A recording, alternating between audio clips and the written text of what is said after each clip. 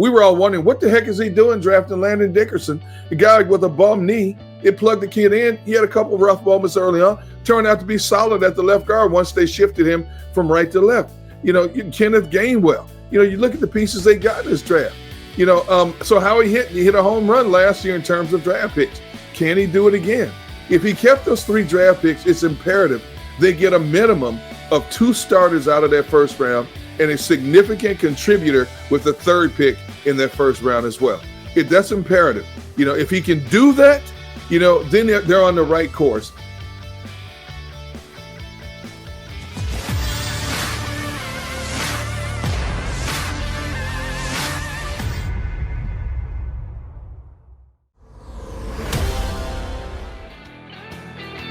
He's John McMullen. I'm Jody McDonald.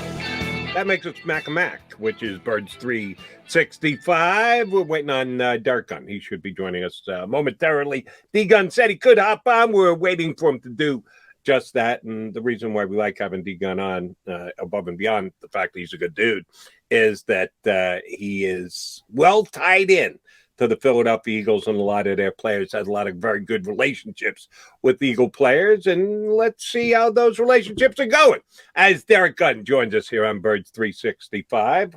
Oh, we had him. We lost him right away. Join us. So hopefully that's one of the things you do when you're doing a streaming show. You're banking on whoever you're punching up as guests, powers of their computers and their connections at their homes or wherever they may be. If they pop in and pop out, you deal with it. So we're dealing with it. And Derrick Gunn now says he's good to go. D Gunn, how you be? Hey, I blame my tardiness on 2 things. Number 1, my Wi-Fi is crazy. Number 2, I think Xander cut me off on purpose. I'm just throwing it out there for conversation. I'm just saying. Yeah. Always. That's the way to do it. When in doubt, blame Xander. Yeah. I'll sign up for that. Yeah. When in doubt, just throw somebody under the bus. Absolutely. It's the American way. Right. Yeah. Speaking of throwing people under the bus, now we won't do that here, but I do want to get your thoughts, obviously, first and foremost, and I'm asking everybody this coming off the Super Bowl, D Gunn. Yeah. When you see the teams there and the Los Angeles Rams taking things home, but the Cincinnati Bengals, 2 years off a 2-win season, different pass. Did you learn anything about how to get to the Super Bowl that you can relate to this Philadelphia Eagles team and where they are right now? Well, when you look at this Rams team, very similar to what the New England Patriots patented for decades in terms of they didn't care about draft picks. If you had a player out there that was a proven commodity that fit your scheme, they would plug and play. They would give up 1st-round picks, 2nd-round picks. They didn't care. And it worked for the New England Patriots, and I'm surprised more teams didn't try to emulate that along the way. Some did, but many did not. But it just didn't work for other teams like it did for New England.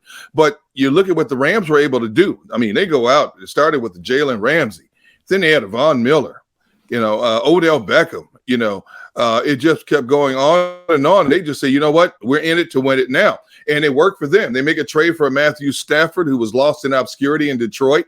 You put him in Sean McVay's system, and you put the right pieces around him, and all of a sudden Matthew Stafford is now being talked about. Is he a Hall of Fame quarterback? And you look at the way Cincinnati did it, and it proves that if you can find the right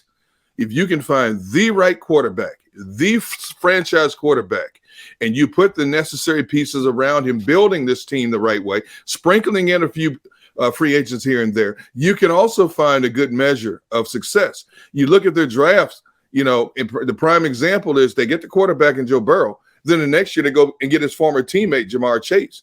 And what an electric duo that turned out to be. And they built the defense the right way. So it's 2 folds. It's just how organizations feel like they want to structure their future. It just goes to show you that you don't have to wait 3 to 5 years anymore. And we've talked about this time and time again. You don't have to wait 3 to 5 years anymore for players to develop, to be considered a contender. And the 2 finalists showed that the 2 different methods of getting to the ultimate game is tried and proven. D Gunn, since John brought up the Super Bowl, let me follow up with, you believe anything Sean McVay says about walking away? that at age 35, it's time for him to unwind and be more of a fan. He's not even married, let alone He's have getting kids. married, though. He's not even married yet. And he's got to be thinking about his family. Come on, was that the best leverage play you've ever seen in your life? You know what? What is he? 36 years old. 36. Yeah. You've spent the bulk of your career moving around. You know, you look at most of these coaches, they make 10, 11 moves to get to where they want to go, to be what they want to be in this game. And at the tender age of 36, he already has a Super Bowl trophy. And if he is competitive as I think he is, he wants to build that legacy. He wants to be mentioned maybe one day in the same breath as a Vince Lombardi, a Tom Landry, a Don Shula, a Chuck Noll. You know, but to do that, you're going to have to put in time. A Bill Belichick, even. You're going to have to put in the time. And I agree with you, Jody. I think that's more so of a leverage play, more so than anything else. But I don't think he needs much leverage now to get what he wants from the Rams after what he's been able to do in a short amount of time. And by the way, guys, Veronica Coleman, who is Sean's fiance, and if you don't know her, look her up and thank me later. But I will say that she let the cat out of the bag today. She said, no, he's not retiring. So it was a complete leverage play. But I will say this, Deacon, you know, John Madden walked away, I think, at 42 as one of the, you know, his winning percentage, outrageous. Right. One of the great coaches at the time, went in the booth, became a bigger icon in the booth than he ever would have been on the field. And he never came back. Dick Vermeil walked away for 15 years before he came back and became a Hall of Fame coach. And congratulations to Dick Vermeil. And even recently, John Gruden, who was a Sean McVay mentor, walked away for about a decade before coming back. I think he's going to walk away at some point, but not until the downturn comes. And then he's going to go in the booth and make all the money. And it's going to be a John Gruden situation where every open job comes up and people are going to say, Sean McVay, Sean McVay, Sean McVay. I could see that sort of unfolding over the years. But right now, 2 Super Bowls in 5 years, 1 Super Bowl championship. I told Jody this, Derek, I'm going to tell you. 5 guys have made 2 Super Bowls in their first 5 years. 3 of them are already in the Hall of Fame. Mike Tomlin is the 4th who will be in the Hall of Fame. Sean's on his way to being in the Hall of Fame. He's not walking away until Aaron Donald walks away and Cooper Kupp and Matthew Stafford. Then I could see him going to the booth. Well, and let's hope when he exits the game as a coach, it doesn't end the way John Gruden's coaching career ended. Wow, yeah. You know, but you know, I agree. You know, what a legacy it would be for him if he could walk away in his early to mid 40s, satisfied with what he's accomplished as a coach, a head coach in the National Football League, something that would only be equaled by the likes of a Bill Belichick. You know, but I think Sean McVay loves the game too much. He loves being around the guys, loves coaching guys, loves strategizing. He's still a baby in this league. You know, we look at this league and it's getting younger and younger every year with coaches in a lot of ways. Everybody's looking for the next boy wonder to come out of the coaching ranks in the National Football League. And I think Sean McVay, he's in a great spot. He's in a land of make-believe, first of all. He's in a dream job. He's on the West Coast, warm weather, Southern California. Every game, he's got multitudes of stars at his game. He's got a high-profile team. You know, he's been to 2 Super Bowls in 5 years as a head coach, and he's in line, poised to be in a few more Super Bowls before it's all said and done. What more could you ask for? There's no pressure on him except putting the pressure on himself to win.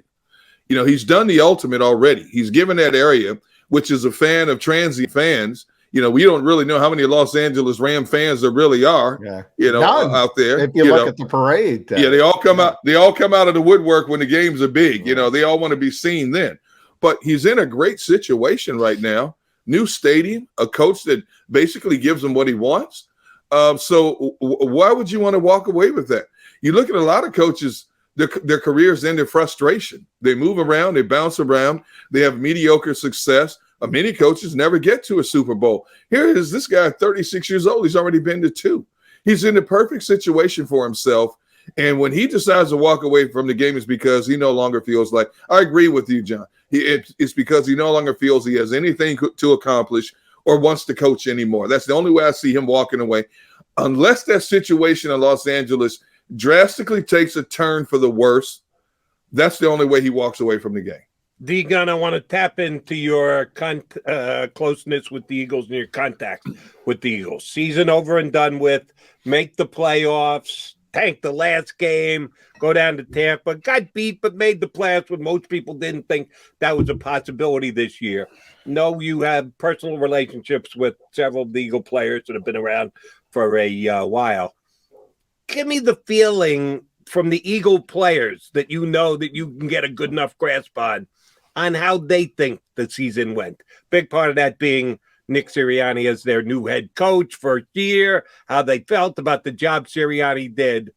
More positive, more question marks, more negative from the guys that you know that you could have had a chance to communicate with, text, whatever else since the season ended. What's the feeling in the Eagles right now on their situation?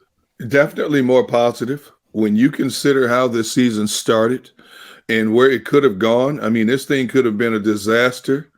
And all of a sudden it turned around and the Eagles were relevant again. And people began looking at this Eagles team as a sleeper. And all of a sudden they started mowing people down. You know, they ran right through the number 1, number 5, and number 6 rushing defenses in the National Football League with a team that was depleted in talent in a lot of different ways. You know, did they make mistakes along the way? Yes. Did they show deficiencies along the way? Yes. But the bottom line is they rallied to have a winning season and get in the back door to playoffs. Now, obviously, once they got in the playoffs, it was quite evident there's a big separation between the 1 through 6 seeds and that number 7 seed. But the bottom line is they got a lot of young talent, some valuable experience in terms of crunch situations and being in pressure-packed situations and getting a feel for what it's like to be in the playoffs. If Howie Roseman strategically continues to build in this thing, and I mean by way of free agency as well as the draft, you know, it's not like they have to rebuild. They're retooling in a lot of ways. Do they need a few more pieces? Yes. You know, Brandon Brooks now has retired, but they feel they have the offensive lineman in play. As crazy as it seems, they feel they have the offensive lineman in-house to continue this thing. And who can argue with them when you look at how many chess pieces they moved around throughout the course of this season? And they had a few moments of weaknesses, but the run machine still kept mowing people down. So Jeff Stoutland, kudos to him, who I think is finally getting his just due as one of the best offensive line coaches in the National Football League, what he's able to do in terms of being a miracle worker with young offensive linemen. They do need another wide receiver. They do need some linebackers, another young cornerback back there. But those are pieces they can acquire. Howie Roseman is one of the best in the game when it comes to free agency. You know, we all agree he still makes your heart skip a beat when it comes to drafting. But when it comes to free agency, Howie's one of the best in the game at plugging in pieces here and there. And now that they're out from under Brandon Brooks' cap number, they're out from under the Carson Wentz dark cloud. The salary cap is going to be something like $208 million. Right now, they're sitting at $22+ million in cap space. They're in a good position right now with the 3 draft. They have 10 overall draft picks, 3 first-round draft picks. They can parlay into something they really want.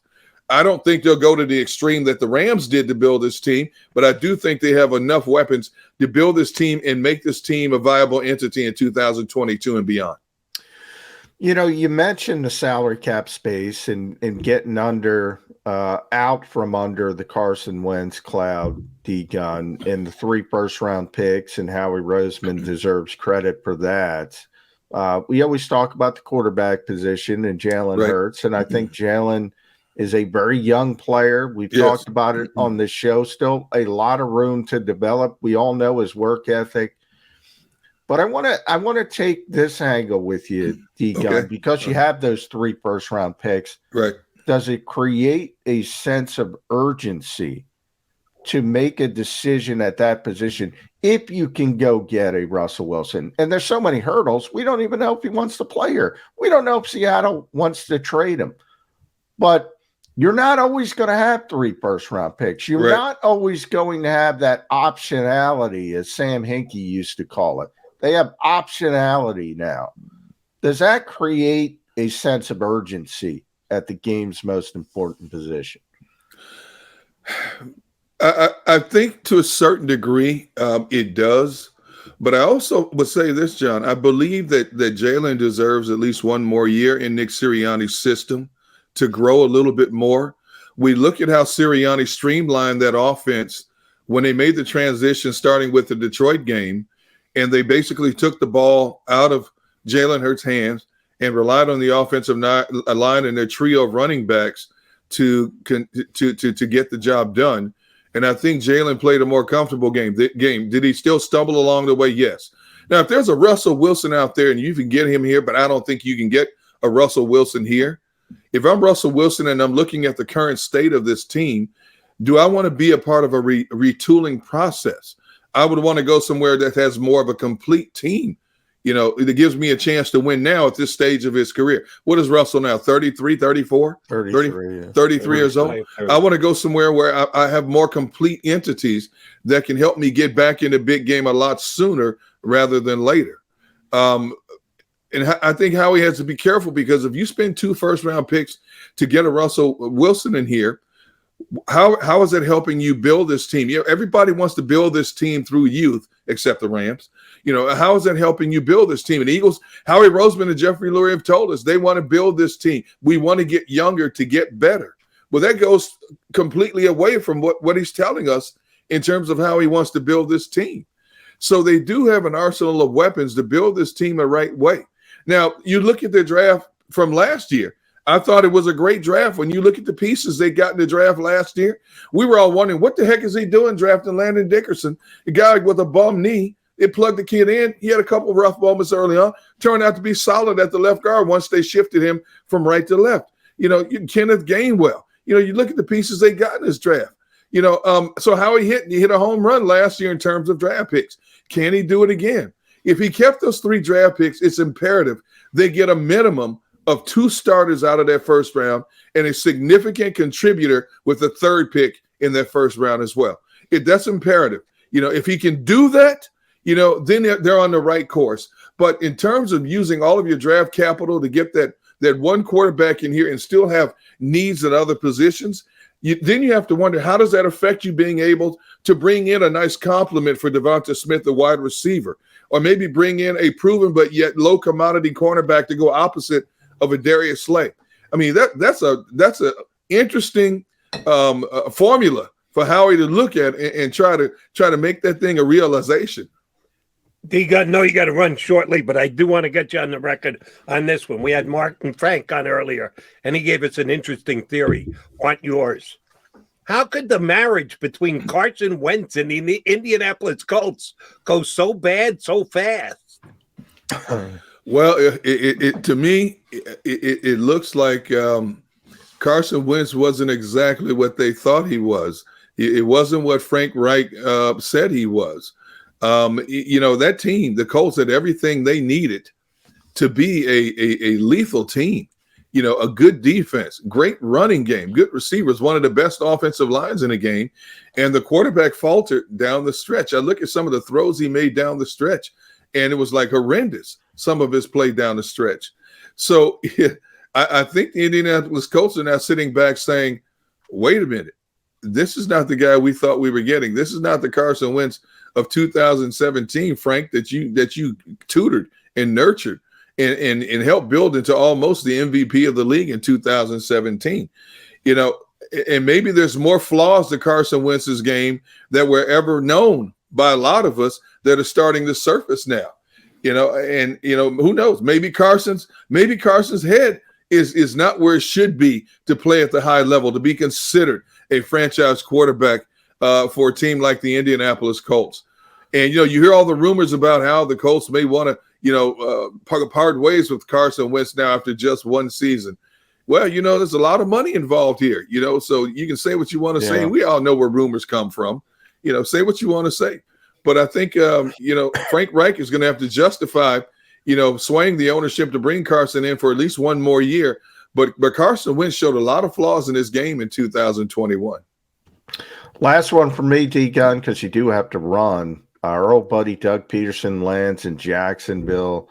Not the best reputation from an organizational standpoint, but I got to tell you, as a coach, we just talked about Carson Wentz, the old quarterback incubator, D-Gun. They called it when Doug was here with Frank Reich and John DiFilippo.